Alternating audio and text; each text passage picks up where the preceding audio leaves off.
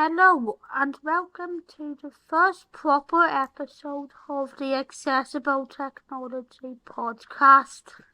This is a podcast all about the everyday technologies that are accessible for disabled people and how technology can become even more accessible, as well as what the most accessible tech is for you to buy, as well as what you should avoid. I hope my tips are helpful.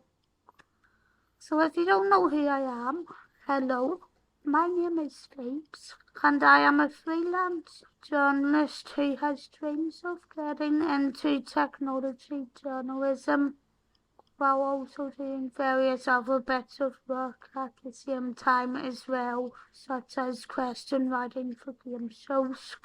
I have been paralysed from the neck down, meaning I can't move anything other than my head since 2001. So technology is something that I rely on to get around day-to-day activities. So this is really just a way for me to advise disabled people about other technologies that are out there, and also to advise tech companies in what ways they can make their products more accessible. And I also run two blogs and YouTube channels, which I will give you more details on later.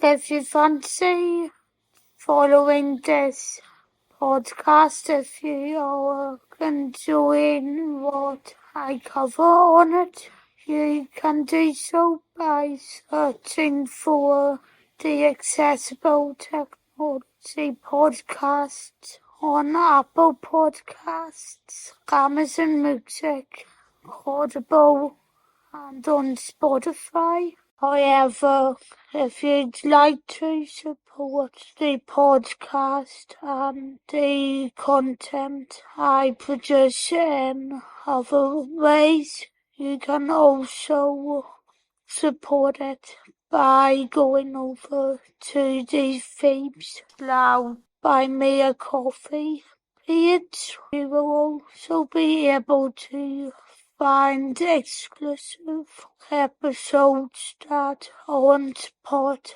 of the podcast, as well as giving me a one-time donation.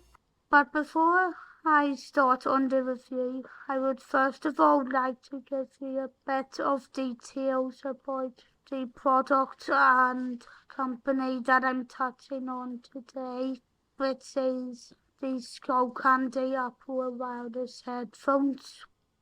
So Skullcandy is an American headphone company which was founded by Rick Alden in 2003, and which sells earphones and headphones with both wired and wireless versions, which I have been an extremely big fan of in recent years, thanks to their affordable prices as well as extremely good sound quality, which makes you feel like you're in the front row of a concert every time.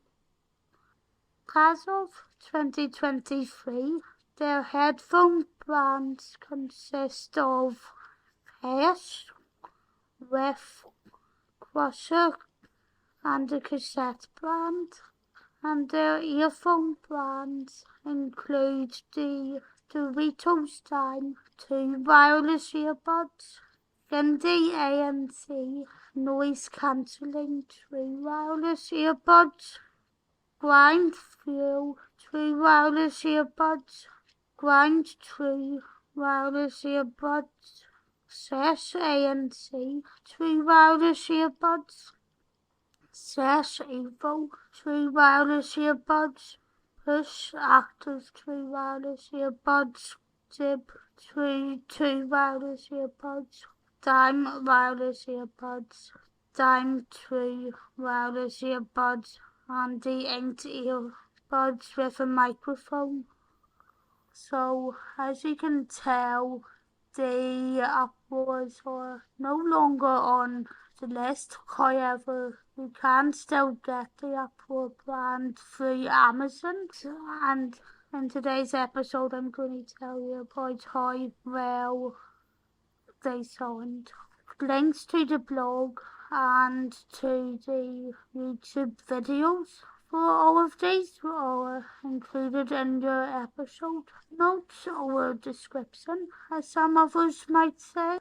However, I have updated everything you are hearing so that you get a really immersive podcast experience. So please consider following the websites, going over to see them if you like what I support and all the work that I'm doing for accessible tech, and also just to learn more about the brand. The main recording for this review was uploaded to YouTube on the 23rd of July 2019 when I was first getting used to uploading content. So keep that in mind if I don't sound as confident as I do now. But anyway, hope you enjoy it anyway, and let's get straight into this review. Skullcandy Uproar wireless headphones designed by Skullcandy and available on Amazon from 24.24p to 50.98p, $63 and €56. The colours include white, grey and red, street grey fade and heather, red and black, blue and cream, black and grey and black.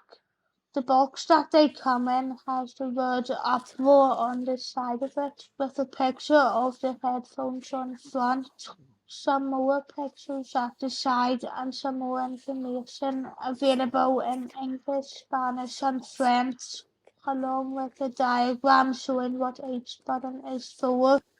But what else comes inside the box? Inside the box you get the headphones, a charger and a quick setup guide. To set them up you just have to hold down the round red microphone button and at the side. But depending on when or on what device you use them, you might have to do this for a long time. Pressing the buttons is easy even for me as a paralyzed person. To say you've disconnected, the headphones will let out a small tune, and to let you know you've connected, follows that tune with a few buzzes to tell you your volume is up completely. Whether on iPhone, MacBook or iPad, it beeps, but I don't know if the same happens on Windows computers or other ones that are not Macintosh.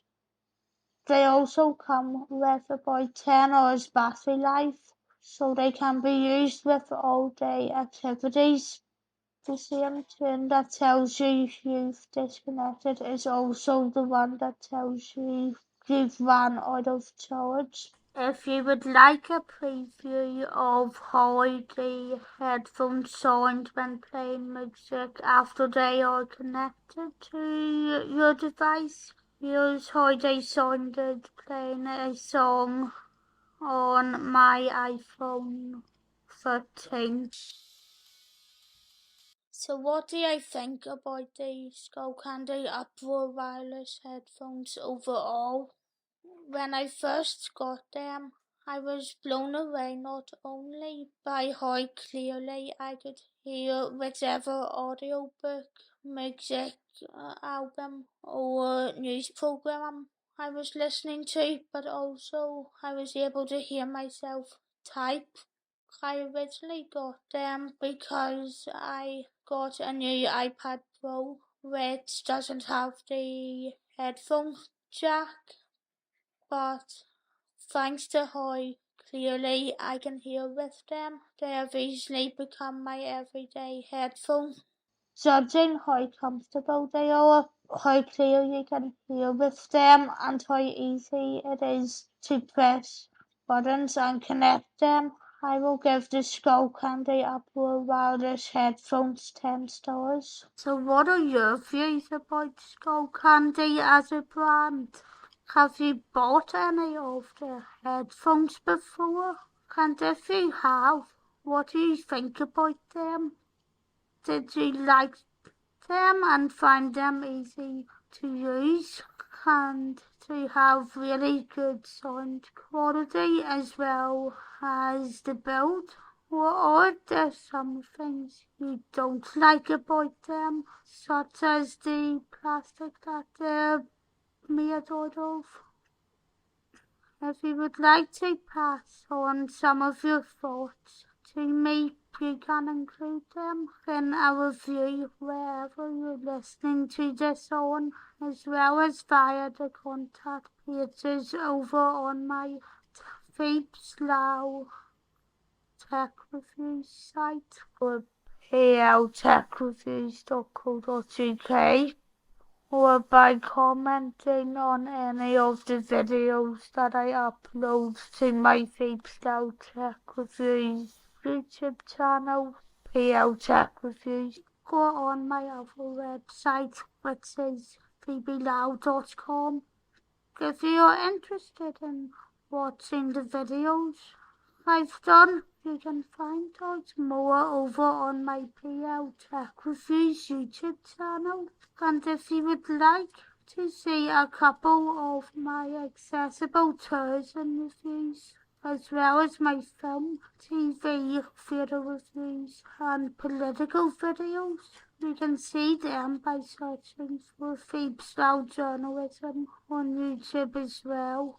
You can also follow my other podcast, the Phoebes Lau Podcast, on Apple Podcasts, Amazon Music and Audible, and on Spotify, where you get everything I cover on Phoebes Lau Journalism and podcast form, with some tech news stuck in there as well.